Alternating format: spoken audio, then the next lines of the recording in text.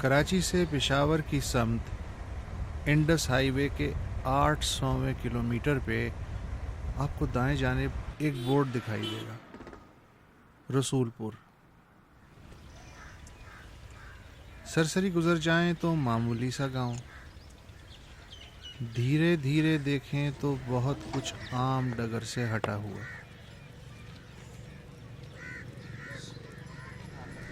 کوئی گلی ٹیڑھی میڑھی نہیں،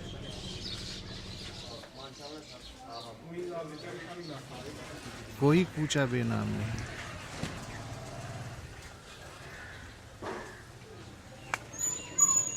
کہیں تو گندگی پھیلی ملے، مگر بھینسوں کے باڑوں میں بھی نہیں۔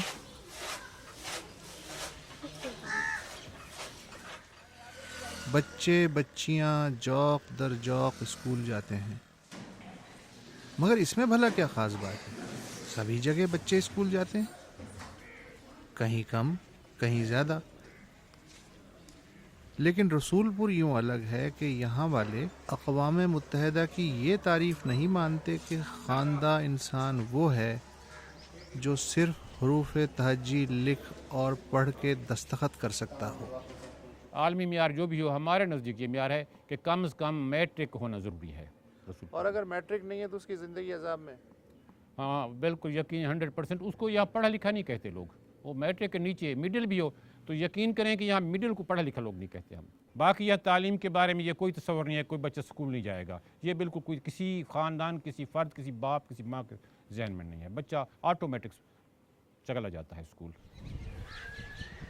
اس گاؤں کی آبادی ان 2000 بلوچ احمدانیوں پہ مشتمل ہے جن کے بزرگوں نے پچھلے 200 برس سیلاب کے ہاتھوں 5 بار ہجرت کی اور پھر 80 برس پہلے اس جگہ آباد ہوئے۔ ہمارا ایک بزرگ گیا تھا دہلی امین آباد، وہاں اس نے اسلامی تعلیم حاصل کی۔ کب کی بات ہے یہ 1821 کی بات ہے۔ ہم سب کاشتکار تھے، جٹ تھے۔ اس نے کہا بھائی تم تعلیم حاصل کرو۔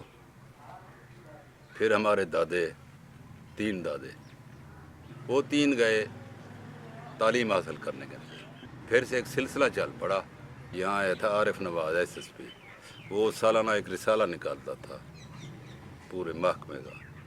اس نے لکھا ہے کہ اس ضلع میں ایک گاؤں ہے رسول پور، جہاں کی بلی بھی گریجویٹ ہے۔ رسول پور بسنے کے 2 برس بعد 1935 میں یہاں لڑکوں اور لڑکیوں کے لیے 2 الگ الگ پرائمری اسکول اپنی مدد آپ کے تحت بنائے گئے۔ تاریخ پیدائش میری ہے 1926۔ میں 5 پڑھی ہوئی ہوں۔ وہ بھی مردوں کے سکول میں میرا امتحان میرے ابا نے دلوایا۔ لڑکیوں کی طرف کوئی بھی توجہ نہیں دیتا تھا، وہ بیچاریاں ایسے بس رول پھیر کے آ جاتی تھی سکول سے۔ پھر جب میں نے پڑھانا شروع کیا تو پھر بہت خوش ہو گئے۔ پڑھائی بھی اردو میں، ہر چیز اردو میں۔ انگریزی مجھے نہیں آتی تھی، نہ میں نے کوشش کی سیکھنے کی، نہ کچھ۔ پھر یوں ہوا کہ رسول پور میں طالبات کی تعداد طلباء سے زیادہ ہوتی گئی اور اس رجحان نے یہاں کی سماجی سوچ کو نیا رخ دیا۔ جو فیصلہ مطلب ہوتا تھا اکیلا آدمی کرتا تھا، اب ایسے نہیں ہے۔ گھروں میں عورتوں سے فیصلے بھی پوچھے جاتے ہیں، ان کو ان میں شامل کیا جاتا ہے۔ جو بھی فیصلے کیے جاتے ہیں وہ بھی ہمارے ساتھ شامل ہوتی ہیں۔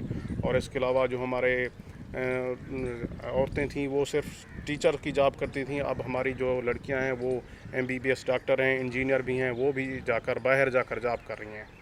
تو یہ بہت بڑی تبدیلی ہے۔ اس سب کے باوجود رسول پور والوں کے کچھ اپنے ہی سماجی ضابطے ہیں۔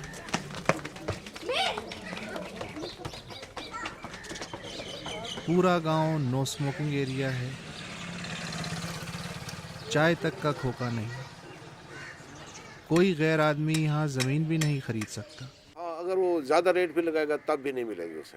اچھا، اگر آپ بھی جائے کسی وجہ سے تو اسے شادی کے میں شریک نہیں کرتے، رجسٹ کریں گے ہر حال میں۔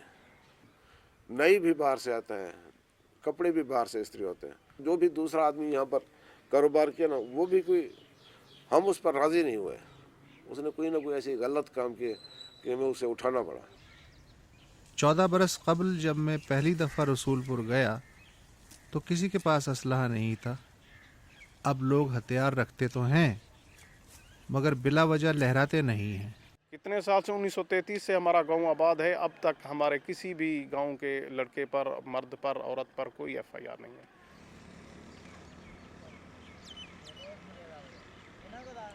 रसूलपुर के चारों तरफ और भी मुतअद्दिद क़बाइल आबाद हैं, लेकिन उनमें से कोई भी रसूलपुर नहीं।